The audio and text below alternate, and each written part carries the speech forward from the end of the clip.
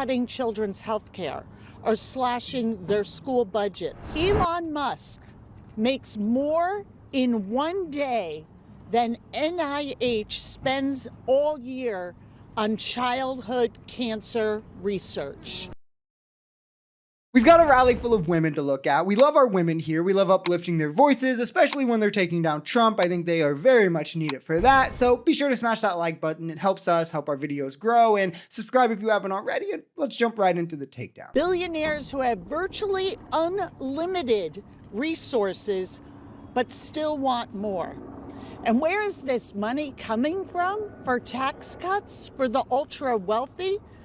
They're taking it from families, from women, from moms, from grandparents, from sick children.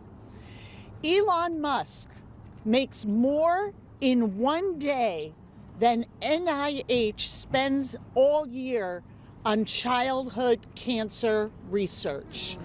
More in one day, but that hasn't stopped him from stripping out and defunding that research, or cutting children's health care, or slashing their school budgets, or taking away school lunches. And to clarify this, because a lot of people seem to think that cancer research does nothing just because we don't have cures, the death rate has drastically dropped the last couple decades. Hundreds of medicines have been created that help with prevention, to help lower the mortality. Huge advancements have still been made all through the public sector, with NCI being the largest funder of cancer research. And the guy who makes their yearly budget in weeks, if not days, wants to cut their funding to put your kids and our next generation at risk with their health, with less prevention for cancer, all for more money in his pockets. Like, let that sink in a second. This is what MAGA is cheering for when they say small government. These are the outcomes. This is not okay. And we are here to tell it to this man's face. Stop disrespecting the American people. Stop stealing our taxpayer dollars. Stop making eggs $15 while not keeping planes up in the sky. And stop lying. Stop lying to our faces. It's all facts. He was elected to lower grocery prices and to change the economic vibe largely, but he's ignored all of that since taking office in favor of renaming stuff like the Gulf of America and threatening to invade and tariff literally, well, everyone, right? And attacking cultural issues like trans and DEI because that's what people care about when they're living paycheck to paycheck, I guess. I mean, again, his first month has hardly even been about him. It's been more about Elon Musk and the many lies he's told about fraud and how he's trying to take candy from poor, sick babies to give it to rich people.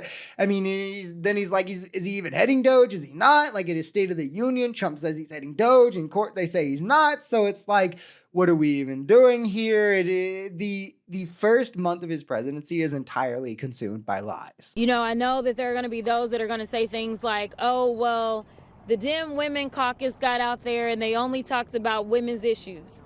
I want to be clear about one thing.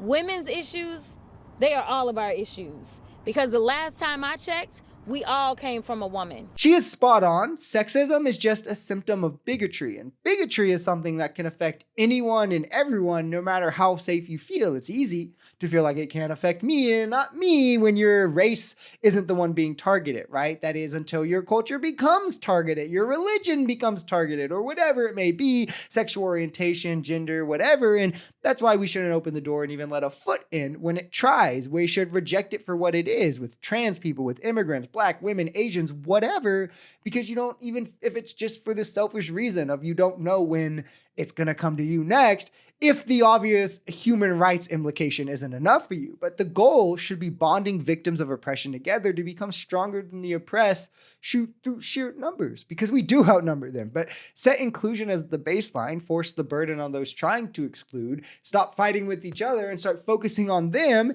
And that's what the Democrats have represented, largely, especially what Kamala would have represented as the first Black female president. And it's what Donald Trump is rapidly trying to roll back to bring us to like a 1930s style of living.